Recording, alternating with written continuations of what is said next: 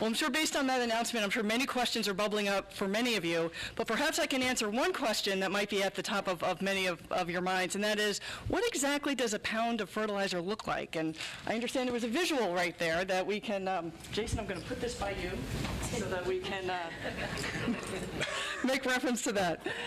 Next, I'd like to introduce Congresswoman Marcy Kaptur. Congresswoman Kaptur represents Ohio's 9th congressional district, and she's currently serving her 16th term in the U.S. House of Representatives. She's the senior-most woman in the House and the longest-serving woman from Ohio in history. Congresswoman Kaptur has a degree and has spent 15 years as a city and regional planner before accepting an appointment as a domestic policy advisor to President Jimmy Carter. She is widely credited with bringing federal dollars to partner with local communities on a variety of projects and programs, ranging from large infrastructure projects to solar energy research, wildlife refuges, and even farmers markets. She is known as a champion for U.S. veterans, and most of us in the room are very familiar with her passionate advocacy on behalf of a clean Lake Erie. Congresswoman Kaptur, welcome. We are pleased to have you with us today. Thank you, Gail. Thank you so much. Good morning. Good morning. It's a great privilege to be with you today and to see this tremendous turnout. I feel a great responsibility as we meet this morning. I want to thank Chief Weller. You are a national resource to us. He's an exceptional human being. He really is. Just another sign to me of what America can do when we do things right to produce talent like Jason. And I asked him when he finished speaking, I said, could you tell me, is the area that we're working with here in the Western Basin larger or smaller than the Dust Bowl, going back to the last century? And he said, Marcy, I think it's a little bit smaller. But I set my remarks in that context because there's an old adage that without vision, the people perish. And I really believe we are at that point in this watershed. You're here today because you understand that. So I thank you for being informed citizens, enlightened citizens. I want to thank Terry Cosby, the NRCS chief for Ohio, and Steve Davis, who've devoted so many sets of boots traipsing around this watershed, and all of you for even helping us to create the name of the Western Lake Erie Basin watershed, the largest watershed in the entire Great Lakes. Think about that one. And there's another expression I think football teams use, we're all in this together. We really are. And the odd thing about this watershed, there's no political official who's in charge because its boundaries make no sense from a political standpoint. Who would ever carve that up? I guess some of those folks who gerrymander congressional districts could probably be in charge of designing that one, but it also goes into two countries. And we're very grateful for all the work that has been done on the binational compact with Canada that sets a limit or sets a goal of a 40% phosphorus reduction in this region. But I wanted to give a couple observations, if I could, because this is a lot of money that the taxpayers of the United States are diverting to this part of the United States of America. The Army Corps is sitting in the audience. I'm glad to see you because I love you, but not you personally, but the Corps needs to be more creative in helping us solve this massive challenge and using the Vicksburg offices of the Corps more effectively to help us reuse nutrients that we are currently wasting in this watershed. So I thought part of my role might be to give you some numbers and why your vision and our vision together is so important here. NRCS years ago published a study called Land, Food, and People. I thought it was one of the finest pieces of work that the Department of Agriculture had ever done. But in the title, the word water was not in it. And maybe if they could go back and do Land, Food, and People and stick water in there, it would help us understand the challenge that we have. Now I'll give you some numbers. You can just write these down. in all of human history, it took until the year 1800 for 1 billion people to exist on the face of the earth. So from whatever time started, whenever that was, till 1800 there were 1 billion people. Then it took another 130 years, from 1800 to 1930, for there to be 2 billion people on the earth. So it took 130 years. Then for 3 billion people to be on the earth, it took another 30 years, till 1959. 20th century, people were having a lot of babies. And it took another 15 years, up until 1974, for there to be 4 billion people on the earth. You get the mathematical relationship here that's happening. But then it took only 13 years, up until 1987, for there to be 5 billion people on the earth. And if you look at the whole history of humankind, during the 20th century, we saw a growth from the beginning of the century of 1.65 billion people to 6 billion people in that century. And it's estimated that even though the growth rate, population growth rate, is going down a little bit, the world is expected by 2038 to have a population of 9 billion. You know, actually, in the whole course of humankind, that's a very short time frame. And through all of that, the importance of agriculture cannot be pointed to more forcefully. It's only because of agriculture that most of those people survived. But now we are in the 21st century. And this particular watershed, because of Lake Erie's depth, I believe can be instructive to our entire country and world. We are about very serious business here. And you know what? The world's never invented the solutions we're seeking. It hasn't. And we might fail. As we experienced water, thank God we got it over the weekend, but the nature of the storm, did any of you note how unusual that storm was over the weekend? You probably weren't here for it, but the volume of water that fell, all I could think of is, oh no, early spring rains. I know what this means.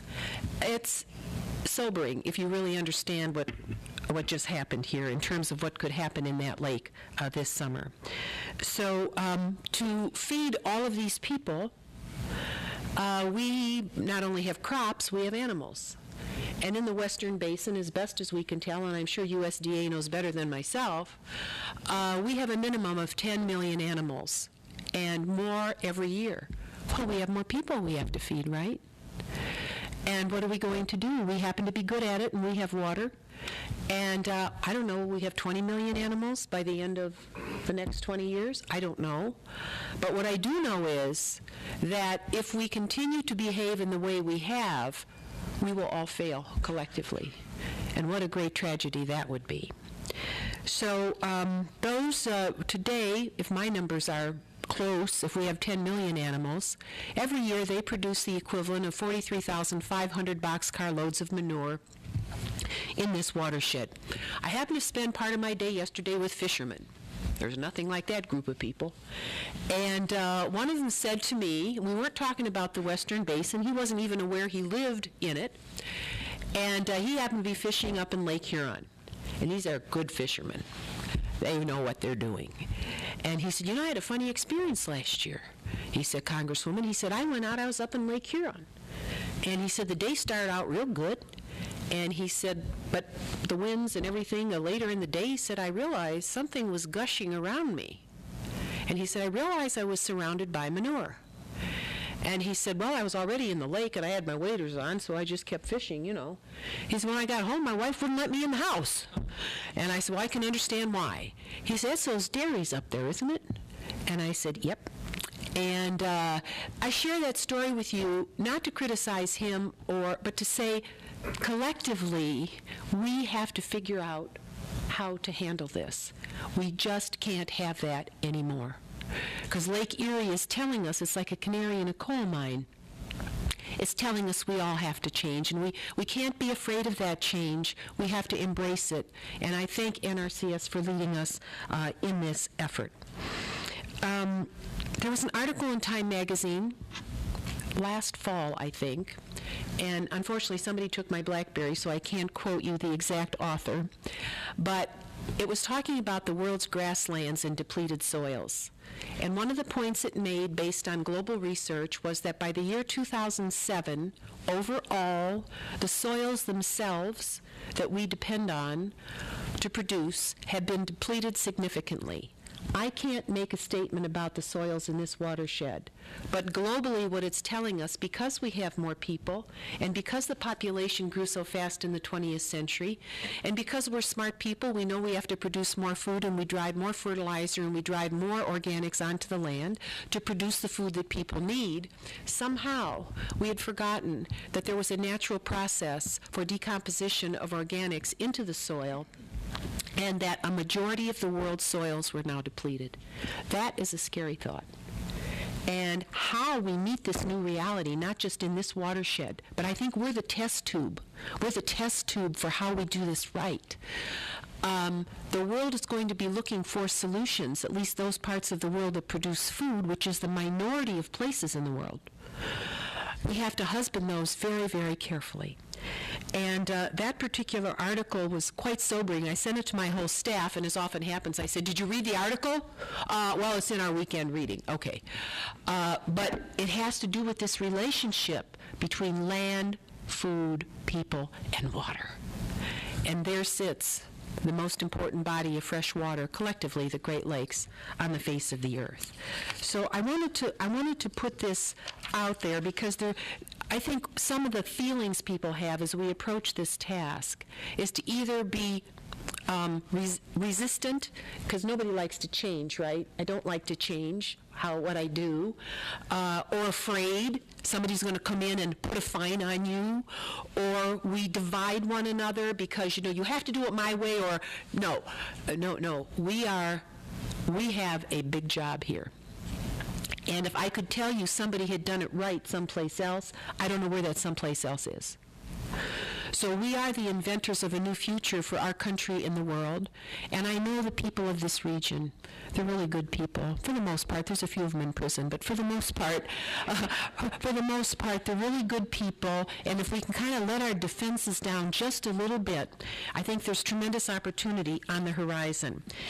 I'm going to end with two statements. One is, recently, the Toledo Blade had a tiny little article on the business page, and I thought about it and thought about it and thought about it, because I believe, first of all, the world is short of organics. We're wasting our organics, and we really don't have good market solutions for these organics. The Corps, I'm not going to just pick on you, but you should be a part of a new solution to help us use all that dredge material to do what we have to do from a scientific standpoint to recover the usable portions of it and not to waste a drop of it. Whether we work on a relationship with Scott's or with some other private company, we need to figure out how to not waste all the organics that we're taking out of the Maumee River and other tributaries here, and we don't have a market solution to it. But here is before the stuff gets into the water, what do we do with, for example, manure? This was a headline that talked about Duke Energy turning waste into power, and it's very short, and I'm just going to read it to you. Duke Energy is one of the nation's largest power producers, and they've invested large sums of money in all kinds of turbines and high-tech energy projects, but they announced an energy-to-excrement project that could provide power to about 10,000 homes a year. And with Carbon Cycle Energy, they will build a facility in North Carolina to take methane from pig and chicken waste and send it to 4 of its plants where it will be converted into energy. And Carbon Cycle, which is based in Boulder, Colorado, said the facility is expected to be up and running next year. Now, at the end of that cycle, you might have a residue that has phosphorus in it. So my question to either USDA or the Department of Energy would be, then how do we recover those assets for our farmers who are paying an arm and a leg for these fertilizers today? From a science standpoint, this this is not like destroying the innards of nuclear weapons. This is something we can do. We just haven't invested intelligently in the technical solutions to help all of our stakeholders here. The last story I will tell, and then I will sit down. When I was first elected, and there's some advantage to sending members to serve in Congress for longer than 3 years, because you begin to see patterns, and you don't see those patterns initially. It takes a long time, and people don't trust you at first. You got to give me 2 minutes here to talk about being in politics in 2016. It takes a long time for the people to trust you, and it takes you a long time to learn and see connectivity between what's happening in the places that you represent. And one of our problems is we live in a society that promotes a lot of change, but sometimes that instantaneous change doesn't really lead you to good solutions, and certainly not in elected office. And so I began to see connections to different things that were happening. I won't go into all of them, but one of the big indicators when I was first elected, there were only 2 baby eaglets left on Lake Erie. And the reason I think we can be successful at this is because I saw a concerted 3.5-decade-long effort to not use DDT, to properly treat water, to respect the environment, and now we have, I don't know what the number will be this year, but it'll be well over 300 baby eaglets probably born on Lake Erie. Their beaks are no longer crossed, and the bald eagle was taken off of the endangered species list. We've created thousands of new acres of wildlife refuges here up on Lake Erie's north coast, or south coast, and we've been about the task together of restoring what we had almost eliminated. That is a pretty big accomplishment. And we did it together, and we did it because we had vision, and because we weren't afraid of one another, and we weren't afraid of the federal government or anybody else, but we designed a process that would work for all of us, and we did it. I hope that's an indicator that we can be successful at these efforts. And I want to thank USDA, as somebody who supported the Farm Bill, to take your precious dollars, because they don't increase every year, they actually decrease, and choose to place them in this watershed, which we don't guard selfishly as just our own, but rather as a down payment for the new century and for what we as a world have to learn how to do together to be successful, because I fear if we are not, it's going to be a very difficult 21st century for the people of this earth. So we can be much more creative and scientific. You are the experts, or you wouldn't be here this morning. You are the best the country has in this location, and we need every single one of you. We need to be creative. We need to use these dollars wisely. We need to set some of those dollars aside in a way that we can work on the bigger solutions of resource recovery as we try to adapt to a new century in which population growth and the sheer numbers of people that have to be fed demand that we invent new solutions. I thank you for giving me these moments on the program today. Thank you for being here. It's a joy to work with you. Thank you.